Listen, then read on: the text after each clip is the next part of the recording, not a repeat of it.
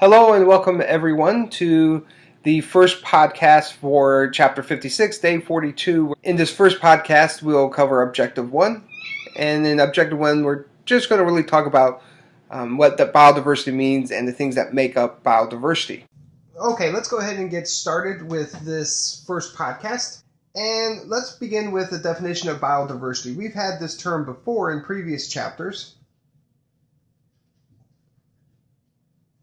but it's good to talk about it again. We can think of this as the measure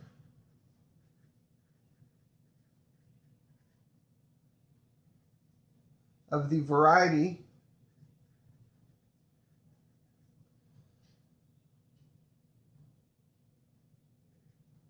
of organisms that are found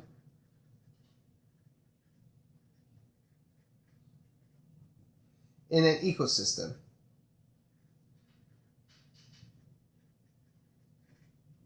That's a pretty standard definition found on places like Wikipedia. Your book in this particular chapter doesn't give a nice, fun definition of biodiversity, but it does point out that biodiversity can be thought of in three different ways. We can think of biodiversity as genetic diversity,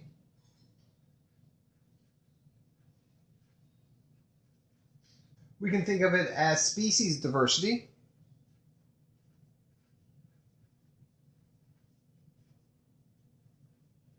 and finally we can think of it as ecosystem diversity.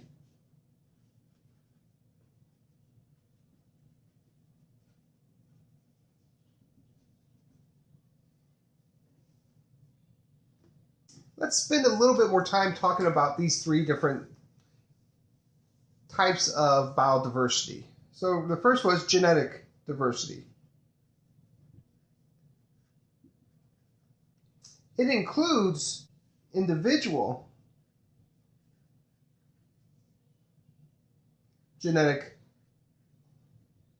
differences,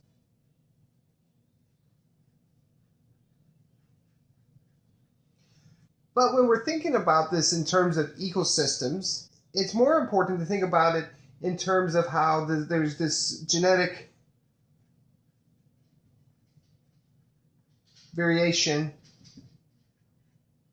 between populations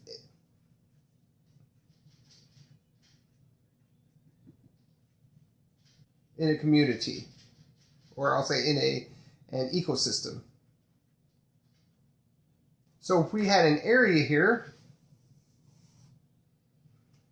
with multiple species of, say, voles, these are the same species but different populations.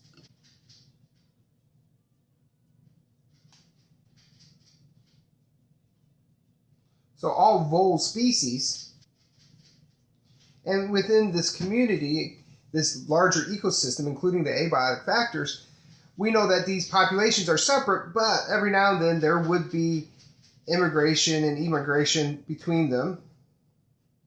So we'd always have some transfer of genetic material because of that.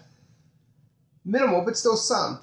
Now, the reason this genetic diversity is important to maintain within in this example, three different populations of voles, is that if by chance one of these populations becomes extinct for various reasons,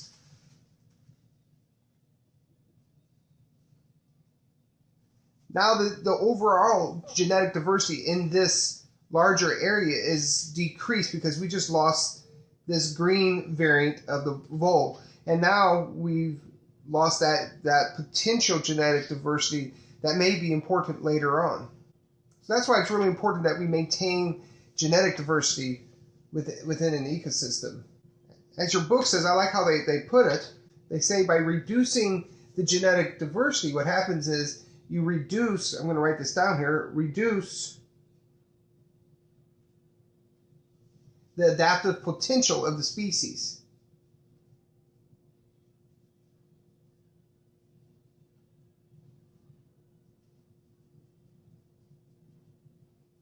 It could be that this green species that just got wiped out had some traits in it that would have allowed the populations to have survived because of some sort of adaptation they had. But now that they're gone, this species, these two different populations of the species could be at risk later on in their life histories.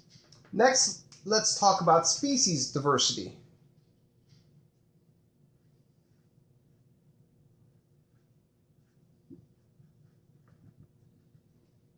It's important to maintain a very diverse amount of species within a community. As we said in a previous chapter, the more species diversity, so more, up arrow, more species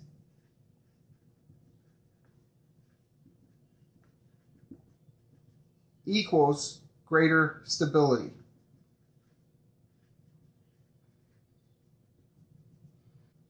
Anytime you remove a species from a food web, from a community, you make that community less stable.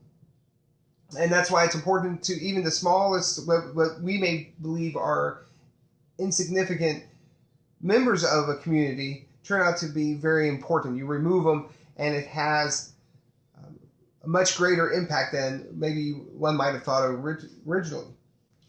So let's introduce two terms here, which are important terms for us to talk about. They're going to come up later on in your biology curriculum and later on as voting members of society. So, endangered species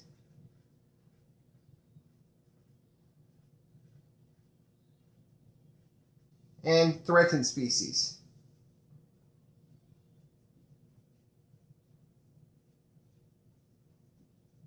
Species who are on the endangered species list are at a high risk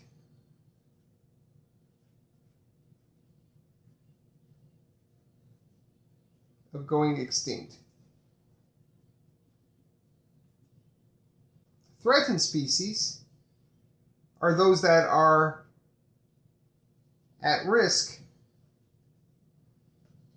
of becoming an endangered species.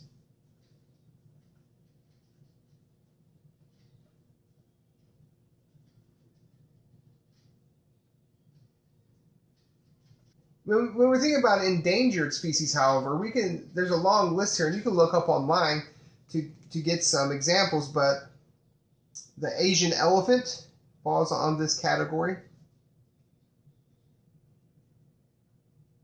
The bonobos, one of my favorite primates. Chimpanzees, many amphibians. Amphibians are at a huge risk, particularly because of where we typically find the amphibians, but like the various frogs and salamander species. Some animals that might fall in this threatened species. So some threatened species would include a green sea turtle, so GR sea turtle. Bald eagle would fall in this category. And the lynx. Again, you can go online and there's a whole list of all of these. These are just a few examples. All right, let's talk about our third one here, which was the third component of biodiversity, and that is ecosystem diversity.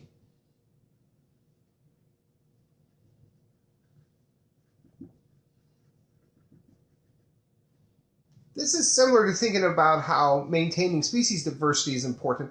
But when we think about an ecosystem, remember that every component of that ecosystem is reliant upon another component. And so why is it important to maintain ecosystem diversity? Your book gives a great example of bats. Bats are an endangered species.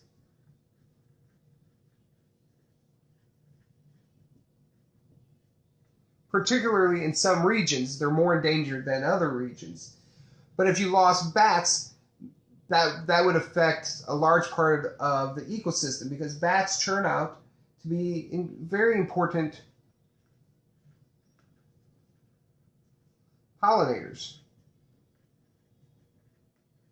And because of that, they're important in seed dispersal.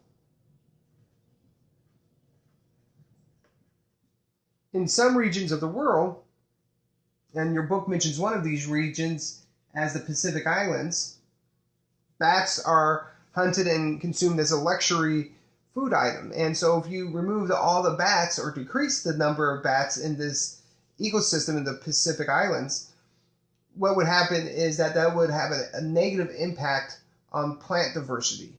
A negative impact on plant diversity then could have a negative impact on animals that eat the plants, or an impact on the plant's ability to survive, because now they've lost that adaptive ability to withstand various stresses they may encounter throughout their life histories. Okay, that ends Objective 1 and the first podcast for day 42 that covers Chapter 56. If you have any questions, please let us know. Thank you. Bye.